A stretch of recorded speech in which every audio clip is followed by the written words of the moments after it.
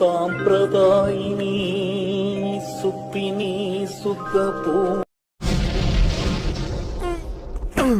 రే ఏంటిది మాకేంటిది అంటున్నాను. ఎందుకు పుడతారో కూడా తెలియదండి మనుషులు. కొంతమంది బేసిక్ సెన్స్ ఉండదు మనుషుల దగ్గర.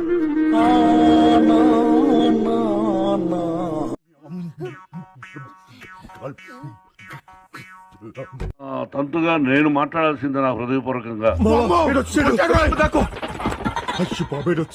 ఇప్పుడు ఎలాగా? భారతదేశం అంటే ఇది,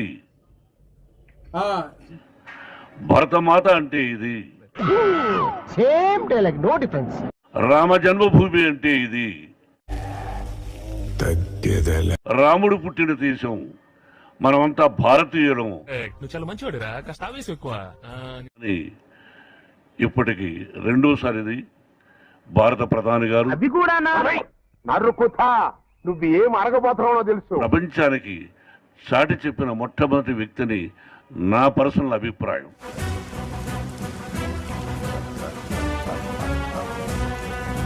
వారు ఇప్పుడు చేస్తున్నటువంటి కార్యక్రమాలు అయోధ్య ఏదో అనుకున్నాను కానండి, అమ్మో మామూలు విషయం కాదు, చాలా గొప్ప. శ్రీరాముని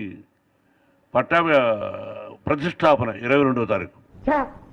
నిజమా? అరే ఇంత ఎలా డెవలప్ చేశారా? ప్రతి ఒక్కరూ మా రాముడు, మా సీత, మా లక్ష్మణుడు. అయోధ్య, సీతాదేవి, ఆంజనేయ స్వామిని ప్రతి ఒక్కరిని ప్రార్థిస్తూ వాళ్ళ వంతుగా వాళ్ళకు చాలా మంది తరలి వెళుతున్నారు అక్కడ. నాకు కూడా ఇన్విటేషన్ రావడం జరిగింది. ఇంకోసారి నాకు కూడా ఇన్విటేషన్ రావడం జరిగింది. నాకు నీ మీద నమ్మకం లేదురా.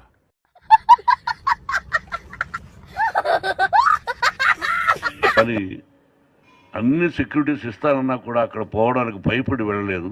నాకు మంత్రాలు రావు కాబట్టి సరిపోయింది, కానీ వచ్చుంటే మిమ్మల్ని చెప్పించుండేవంటరా. క్షమించని మంత్రం రాశాను. ఎన్నిసార్లు చెప్పినా నీకు బుద్ధి రాదట్రా. కర్మరా. క్షమించని మంత్రం రాశాను. నేను ఫ్యామిలీలో ఒక్కడి తేడాగా ఉంటాడు, మీ ఎంటైర్ ఫ్యామిలీ